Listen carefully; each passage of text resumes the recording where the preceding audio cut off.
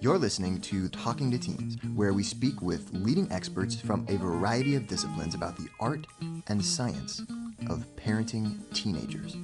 I'm your host, Andy Earle.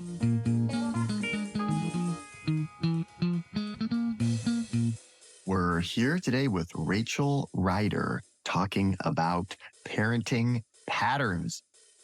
Do you have patterns in the way you interact with your teenager that you wish you could change? Maybe you find yourself consistently having to remind them of things, consistently getting frustrated about things that they're doing, consistently feeling underappreciated by them or ignored by them or manipulated by them, like they're lying to you or hiding things from you.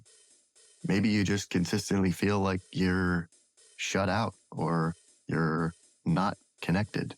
It could be a feeling that you're not doing enough or that you want to be doing more. But whatever the pattern is in your particular family or your particular dynamic with your teenager, there is a way to change it. And it starts by identifying what's going on underneath the pattern. Before you can interact in a different way, you have to understand what's driving the pattern as it exists today. We are going to talk through on this episode exactly how you can do that. Rachel is an executive coach and the creator of the MetaWorks method at her elite agency, which brings together radical ease, spaciousness, and transformation to help leaders achieve new heights in their career and in their relationships. She is also the author of Who You Are is How You Lead. And she's here with us today to share exactly how parents can apply her transformational process to their families. Rachel, thank you so much for coming on the show today.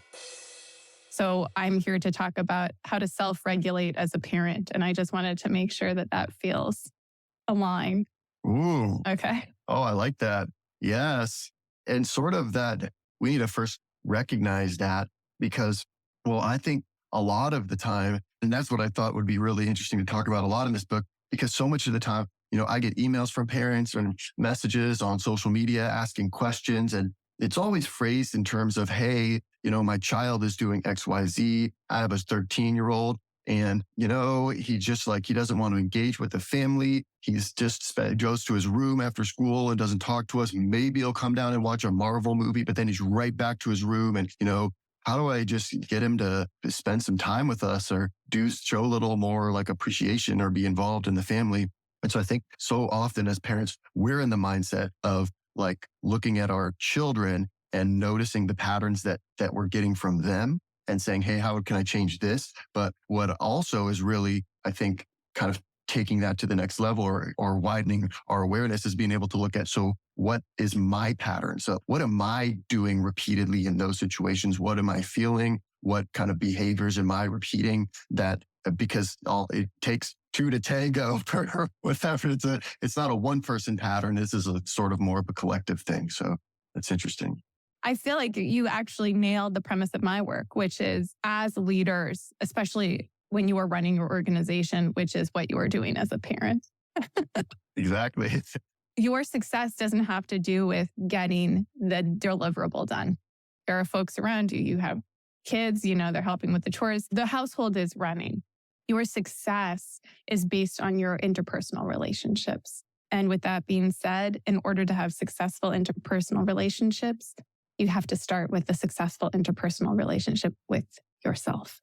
And so that is really the premise of my work. And my expertise is really understanding your inner world, really being able to self-regulate your nervous system so you're in charge instead of old habits, instead of emotions, really running the show. So I feel like you just nailed that when parents are able to start to understand what activates me about my kid going down the stairs and coming up and not saying hello, like what is stirring inside of me, you actually might even change the dynamic because you're disrupting how you're responding. So is that what you mean in the book? You talk about drivers? that's almost more, even before you start looking at sort of individual situations and what's triggering you, there's almost more of a foundational step of kind of understanding on a deeper level what's kind of driving you. I thank you for taking us back a step. I think, yeah, that's so important to help inform behaviors. First, I think it's really important to understand why you're here. What kind of parent do you want to be? I talk about that in leadership. Like, why are you doing this? And some folks didn't have a choice, but they're showing up anyway. Some folks did and did it intentionally. Some folks worked years to be a parent. Whatever the circumstances is, it's really helpful to identify what kind of parent do I want to be? And not just negation of who I don't want to be. I understand, I hear that a lot, even in leadership, but as parents as well. I don't want to be my mother. I don't want to be my father. Never. Okay, great. So glad we established that. So let's talk about what you do want to be. What is your anchor that when your child is not talking to you because they're in their own world, they've pulled out, what kind of parent in that moment, if you come back to the who you want to be, that will then help you know what to do next? So it's a very important premise before you can even regulate the nervous system is come back to, okay, who is it I want to be? How do I want to show up? And what does that look like? Or what is the answer to that question even? Is it really different depending on who the person is or how, I guess what are some examples of drivers? I'm curious if you're comfortable with me asking you. Oh, yeah. What would you say makes you show up? And it doesn't necessarily need to be about parenthood, but your podcast, what makes you do this? What's important to you about this? Well, it's interesting, actually. I was just having this conversation earlier. I have this business and I also have a ghostwriting company. We write books for like thought leaders and a lot of entrepreneurs and things like that. And so this conversation that we were having was like, Andy, why did you kind of trying to really refine our mission statement a little bit more? And so it's like, Andy, why did you start this company? And I feel like it really parallels because really in my own life, I guess, I really kind of struggled as a teenager and feeling like having, a hard time making friendships or fitting in or really kind of like finding my place and connecting with people deep and really then reading a lot of self-help books and getting into like, listening to lectures by motivational speakers and people sharing life philosophies was really like a turning point for me to sort of start to applying ideas to my life that would help me to start getting better results in all areas of my life, really, but professionally and on a personal level. And it's a long journey I read, tons of books. I have this whole business where I help people write books. I do this podcast where I'm reading books every week and talking to people. And so I think selfishly, a lot of part of the journey is that I love that by doing this, I get to read books every week and ask people questions about how to live more deeply and better. And so through doing that, I also love that like helping and empowering other people to have that same journey or hopefully get some of those same benefits themselves. I love the nugget you just shared. Thank you so much when you said selfishly. This allows me to read books. This allows me to continue to pursue that question I have for myself. And in doing so, I get to help others. That nugget is so profoundly important because what I heard there is if you got to do that less, this would be less fun. The selfish piece is really vital to helping you know what your mission is, to helping you know how to grow your business. I want to read more books. I want to get to keep learning about myself and help others. That I would imagine becomes a very foundational pillar for you in decision making in the business you're growing.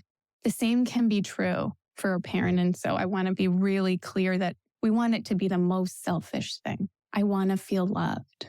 I want to feel loved by my child. Or I want to prove that I will never be my dad. Those are really value and actually powerfully important anchors, drivers to knowing what you're doing here, because that's going to be the most compelling thing that's going to bring you back to then inform your behavior. Does that answer your question about drivers? I love that. Yes. And so then that makes me wonder is then starting to notice some of those patterns we were talking about earlier or times when things are triggering to us.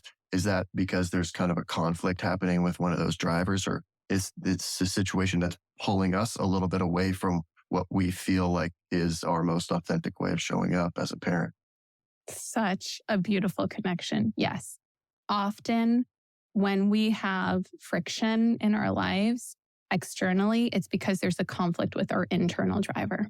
And so then the journey becomes getting curious about that conflict. Is it deeply in conflict with what's most valuable to me? Or is the conflict because it feels threatened and that is an old threat, not a current threat? So, like for a parent, so you were using the example, folks reach out to you and they're like, my teenager comes down the stairs, barely says hi, grabs a snack, goes back up, maybe comes down for a movie.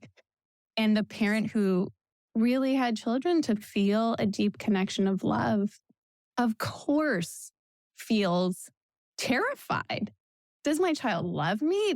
Is my child feeling alone because I feel alone? Like it stirs up the deepest reason for us doing what we're doing. And so, what I would say is the stirring becomes the opening. That's the beginning of the conversation, not the end. That's where we start to dig into the curiosity. What's actually going on here for me? You talk about awareness in the book and also kind of awareness of how those things feel in your body. Yeah. Though I've been trained in somatic experiencing, which is just one of the most powerful tools I've ever founded by Peter Levine. And his premise, he was a psychologist and doctor and found that there are certain things that you can talk about that won't change. Talk therapy can be powerful. I was in it for quite a long time. My mother's the talk therapist. She's also an SE practitioner now, but it changes lives. And there are certain things that are stuck in our system, our nervous system. We have visceral reactions to that, even if our brain knows, well, maybe this isn't outrageous right now. Our body's like, this is outrageous. And so the cultivating awareness piece is so important because our body is talking to us. Our body carries wisdom. And again, I think what I was mentioning earlier, we want to be able to hear that information and then decide if it's true. That's the cultivating awareness piece. The self-regulation piece is then, okay, if this isn't true, how do I help my body know there isn't a tiger in the room? That's just my cat being annoying, kind of things. What I love about this is in connection to, say, we know our driver. So your driver is getting to read books in your business, and say that you're noticing you're having to deal with a lot of administration because that's what happens when a business grows and you're being pulled from the things you love. And all of a sudden, your jaw is tight, you're not sleeping well. And so your body's giving you some information about this isn't working for me. But then we got to get curious. Okay, what exactly isn't working for you about it? So one, okay, an internal driver is feeling threatened, but there might be a belief system here that is also making it harder for you to do the administration. Like it's never going to get better. I shouldn't be growing my business because I'm moving away from the things I love, which may not be so true. And that's where we get to be really curious. That's where what I love about this work is it's really an excavation of our inner world where the final is the decision at the end of the line once we have all of the information about what's going on for us. No, this is awesome. So I'm now trying to reverse engineer that as a parent, because if I'm thinking, hey, so like you were saying, connection and kind of feeling like connected as a family is maybe my driver. And so when my kid is kind of checking out and not engaging with the family, that's causing me to feel this friction. Then what does that look like in terms of I guess, yeah, you talk about pattern identification in here and looking for those statements that are like, I just have to. So what might some of those things be? Or I guess, yeah, if we're thinking my kid just has to engage more with the family. Right, exactly. Let's explore this for a second. So first of all, and I want to normalize our kids are behaving something differently than we want them to be. And in the moments where that's the case, there are always moments where, something needs to be addressed. Yes.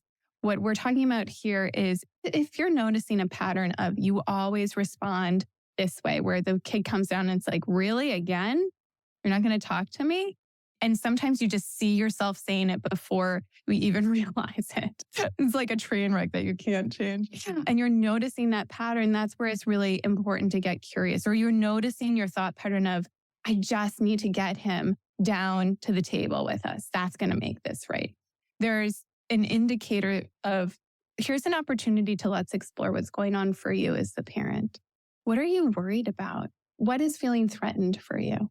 Okay, my kid doesn't love me, or this isn't normal behavior. There's opportunities to check out what normal behavior in adolescence is, or I'm going to lose him forever. When we start to understand these belief systems, we can then question them.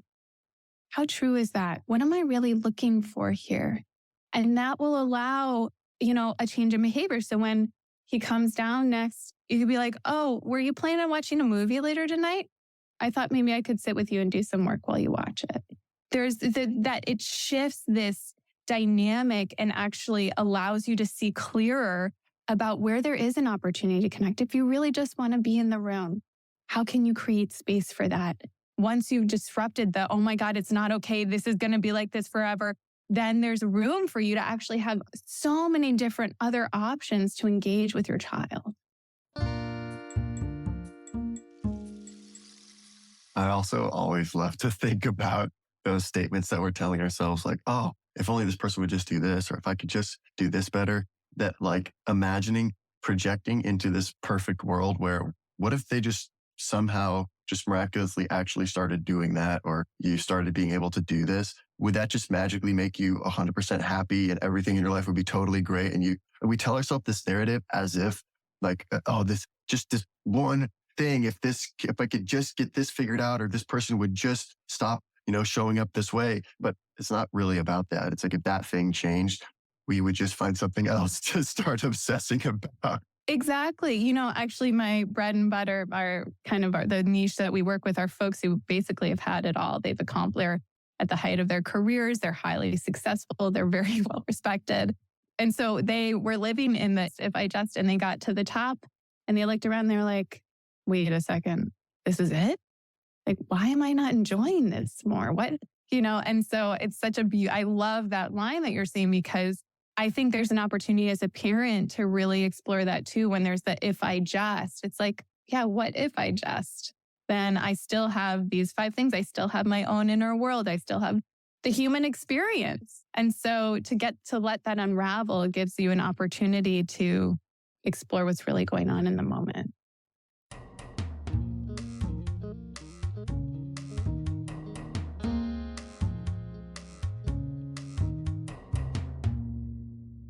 And as we get more awareness and get more clarity on what's really going on and start to notice those patterns, then you talk about how we can begin to disrupt them. Yeah, it's funny because this is one of the premise in SE that I think is one of the most powerful. The disruption of a pattern is not the doing of a new one. There's so much discussion about replace a bad habit with a new habit. Yeah. I'm cool with that. And I think the only way that really changes is if before you try to replace the bad habit, you try to stop the bad habit and see the feelings and thoughts that arise. Ooh, yeah. It's intense.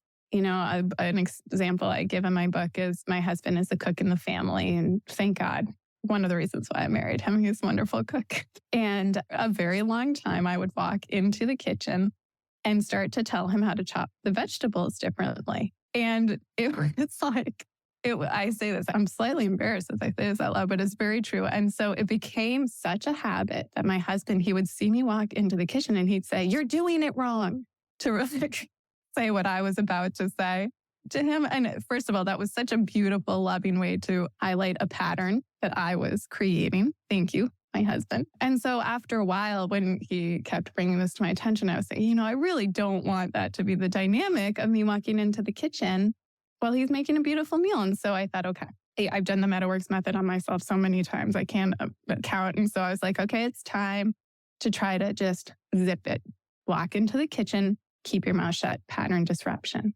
Oh, first of all, it was viscerally painful. Like actually, it hurt my chest. And I started getting this anxiety. And I was noticing, can you hear me okay? I was starting to get this anxiety and I was noticing the thoughts coming up, which were, oh my God, he's doing this incredible thing. What am I doing? I'm just standing here. What is he going to think? He's probably keeping score. I never cook. And what am I doing for the family? And how am I? And it was like the Pandora's box of vulnerably receiving. That is when I'm talking about pattern disruption, because what that revealed to me is it wasn't about my husband cutting vegetables. It was about my terror of receiving without being criticized. Oh, I always do this for you. You never do, blah, blah, blah. And that being an old pattern for me.